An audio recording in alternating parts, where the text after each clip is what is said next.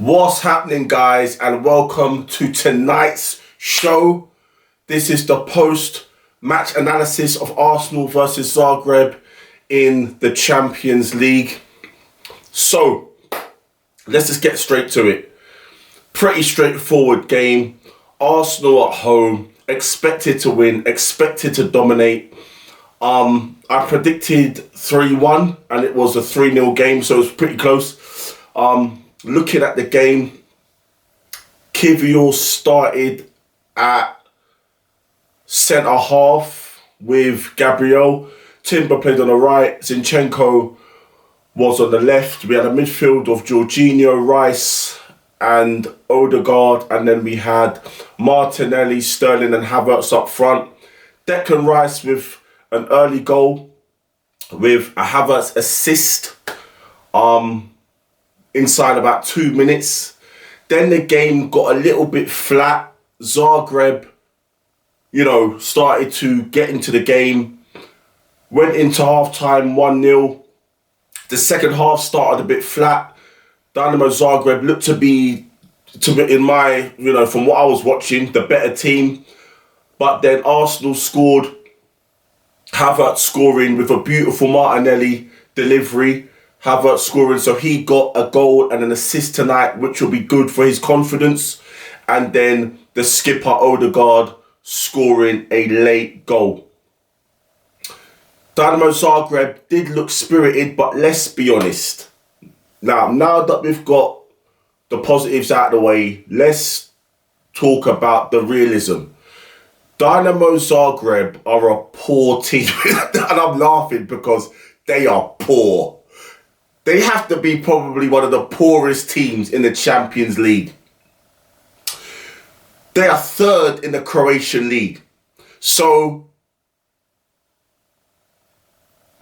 they'll probably be fighting a relegation battle in the Premier League, or they'd be in a championship, mid-table championship, maybe playoff team, maybe getting promoted. They're that bad. They are poor.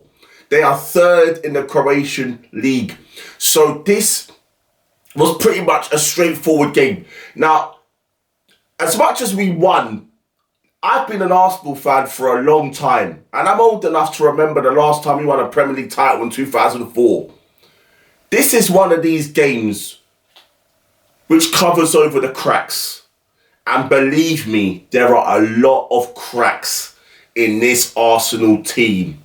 We are bang average. This team is bang average.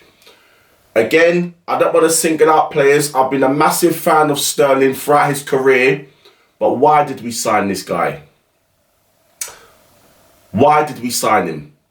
He's clearly not fit. He's clearly a little bit overweight. He's not the Sterling of old.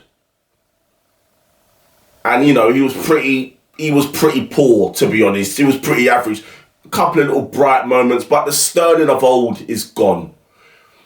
Havertz was bright, but from where my expectations are, and I have very high expectations, as an Arsenal fan and as a person, I have very high expectations.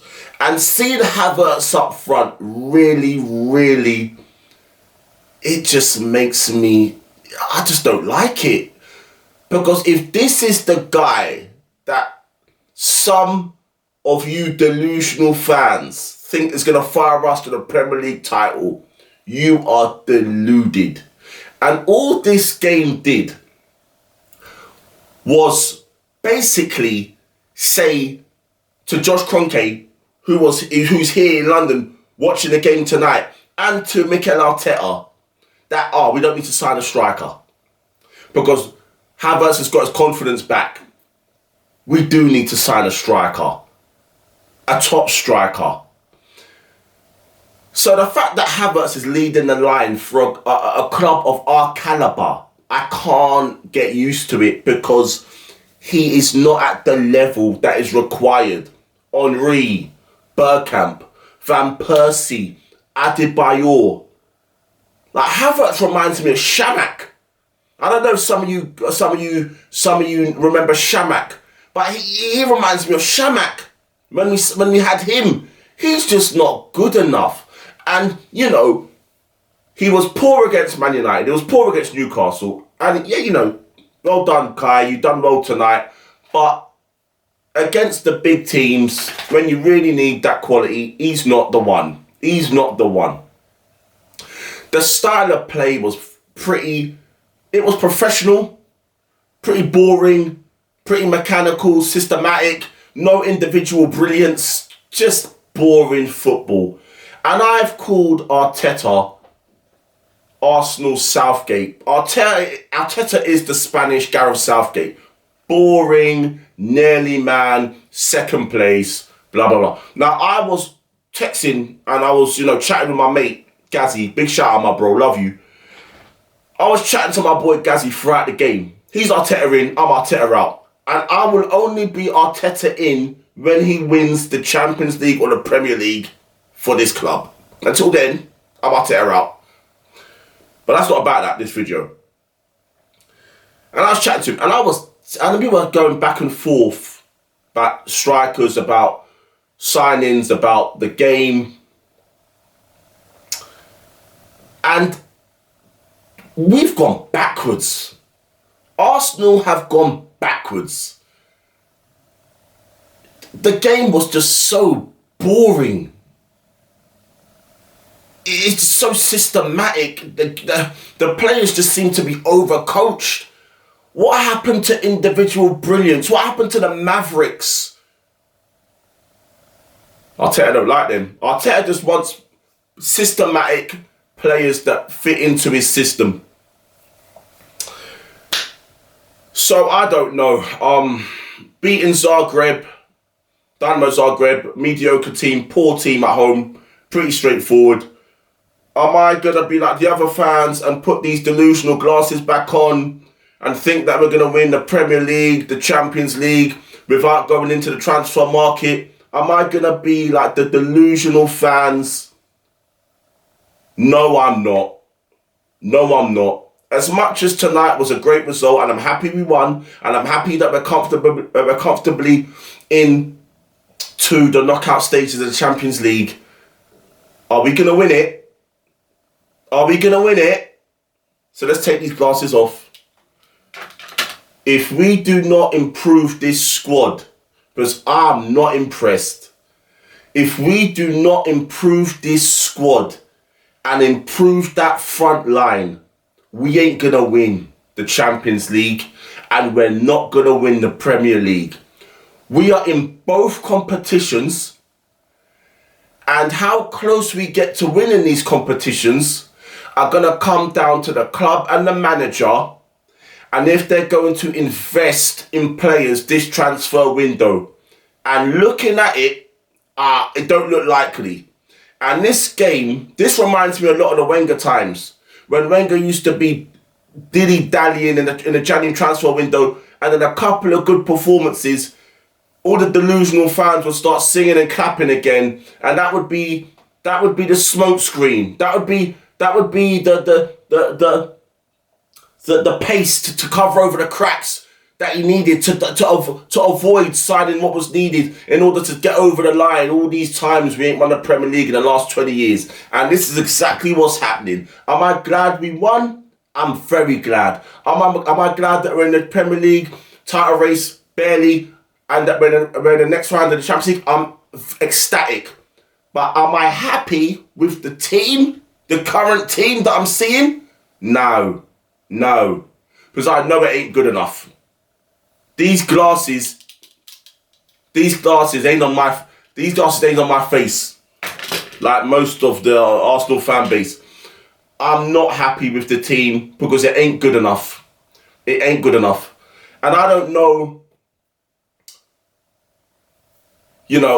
what would be good is if the Arsenal fan base came together in solidarity, and we're happy with where we are, but we need better players, especially in the attacking areas of the pitch. And the fact that we lost Saka and Gabriel Jesus, and we're still being so stagnant in the transfer window, it's just infuriating.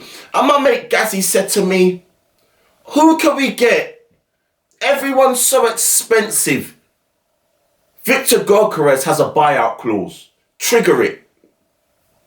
Victor Osimhen has a buyout clause. Trigger it. There are players out there that we can get. Liverpool got Diaz a couple of January transfer windows ago. I think for 40 million. They triggered his buyout clause.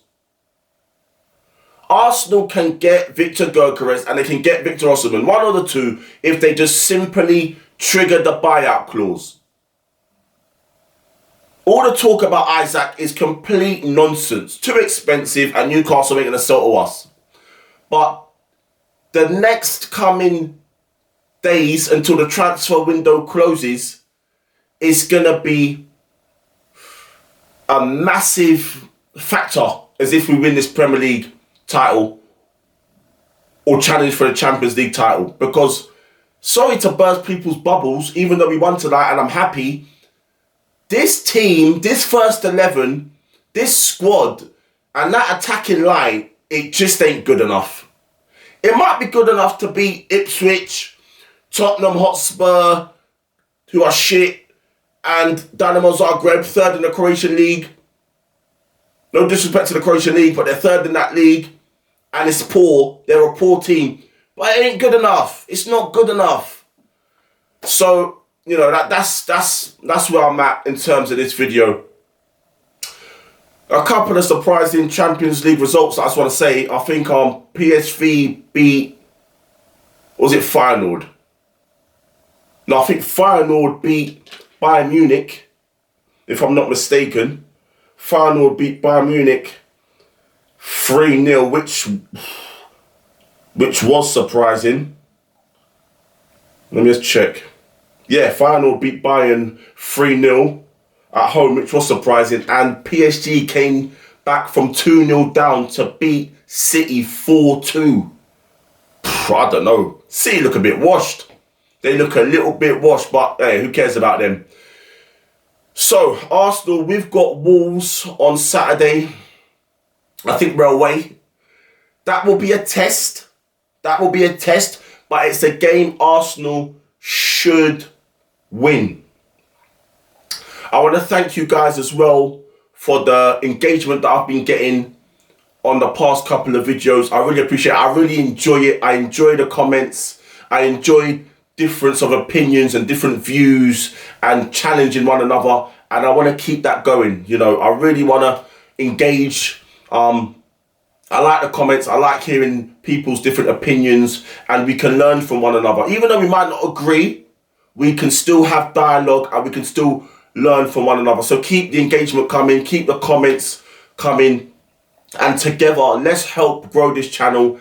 Let's help grow this community. So yeah, I'll be back later on in the week for the preview, probably Friday, for the preview of the Wolverhampton-Arsenal game. All that good stuff. Like, share, subscribe. I really appreciate it. And leave a comment. And I'll see you very soon for the next one. Peace.